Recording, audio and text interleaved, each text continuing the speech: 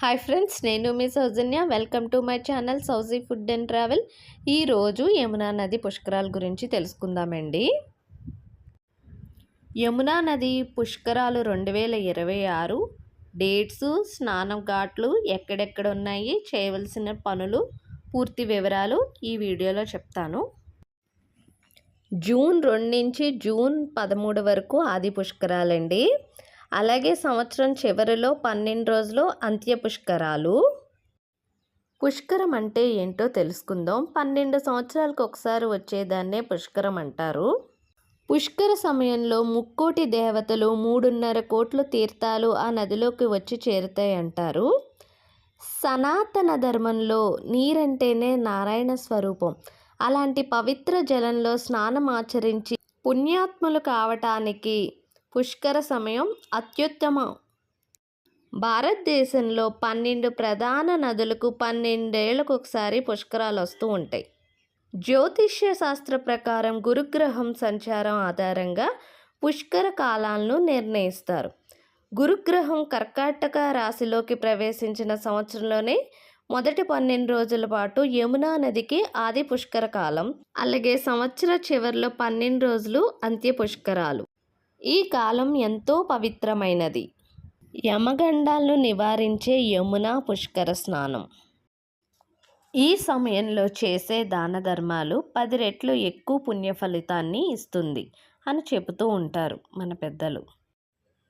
ఇక ప్రత్యేకంగా యమునా పుష్కరాలు ఎందుకంత ప్రాధాన్యత అంటే, యమునా నది పుష్కరం స్నానం చేయడం వల్ల యమభయం, అకాల మరణ దోషాలు తొలగిపోతే అని బలమైన నమ్మకం ఉంది.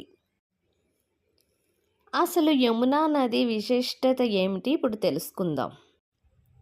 యమునా నది కేవలం నది మాత్రమే కాదు. పురాణాల ప్రకారం ఆమె సూర్య భగవానుడి పుత్రిక, యమధర్మరాజు సోదరి. అందుకే యమునా నదిలో స్నానం చేస్తే యమ బాధలు తప్పుతాయంటారు అని భక్తుల నమ్మకం. కృష్ణ పరమాత్మని ప్రియసఖి యమున. శ్రీకృష్ణుడు తన బాల్యమంతా ఈ నదీ తీరం దగ్గరే గడిపారు. శ్రీకృష్ణుడి లీలల్లో ప్రతి ఘట్టానికి యమునా నది ప్రత్యక్ష సాక్షిగా ఉన్నారు. కాళీయమర్దన నుంచి శ్రీకృష్ణుడి రాసలీల వరకు ప్రతి ఘట్టానికి ఈ నదితో ముడిపడి ఉంది.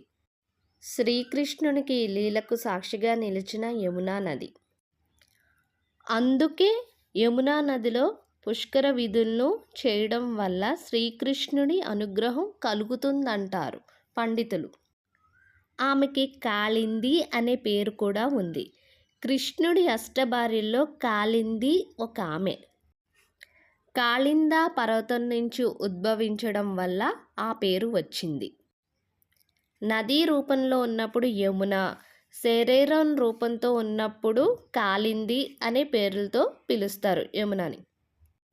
శ్రీకృష్ణుని భార్యగా ఆరాధించడం మన సాంప్రదాయం. ఆమె కృష్ణుణ్ణి భర్తగా పొందాలని తపస్సు చేసింది. ఆ భక్తికి మెచ్చిన కృష్ణుడు ఆమెను వివాహం చేసుకున్నారు. యమునా నది స్నానం ఘాట్లు. పుష్కర స్నానం ఎక్కడెక్కడ చేయాలి? శ్రీకృష్ణుని లీలకు సాక్షిగా నిలిచిన వృందావనం, మధుర మొదలైన ప్రదేశాల్లో యమునా నదిలో ఈ పుష్కర స్నానం ఒక ప్రత్యేకను సంతరించుకుంటుంది. శ్రీకృష్ణుడు లీలకు జరిగిన చోటుగా చెప్పబడిన విశ్రామ్ ఘాట్ చాలా ప్రసిద్ధి చెందింది పుష్కర స్నానానికి. యమునా నది హిమాలయంలోని యమునాద్రి దగ్గర జన్మించింది.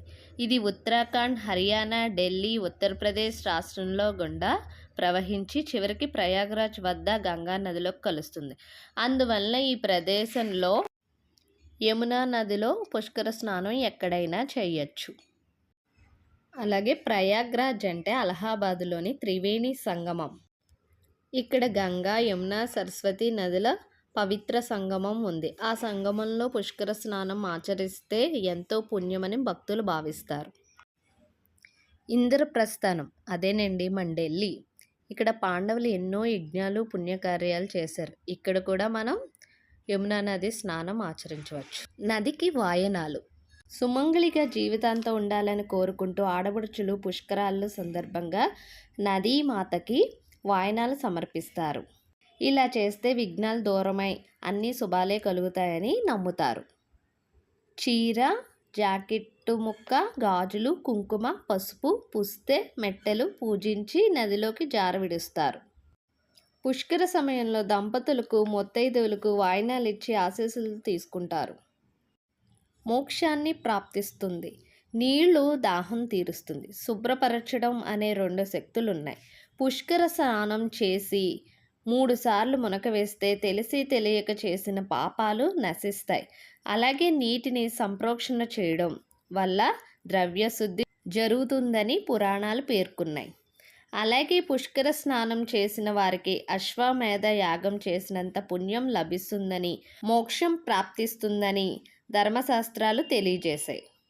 ఇక పుష్కరాల్లో చేయవలసిన ధార్మిక కార్యక్రమాలు. పుష్కర స్నానం చేసేటప్పుడు నదికి నమస్కారం చేసి సంకల్పం చెప్పుకొని నదిలో 3 మునకలు వేయాలి. ముఖ్యంగా పితృదేవతలకు పిండ ప్రదానాలు చేయడం, తర్పణాలు వదలడం ఈ సమయంలో చాలా ముఖ్యమైనదిగా పెద్దలు చెబుతారు. అలాగే అన్నదానం, వస్త్రదానం వంటివి శక్తి కొద్దీ చేయడం వలన అనంతమైన పుణ్య ఫలితం లభిస్తుంది. ఈ వీడియో కనుక మీకు నచ్చితే లైక్ చేయండి, షేర్ చేయండి, కామెంట్ చేయండి, సబ్స్క్రైబ్ మై ఛానల్.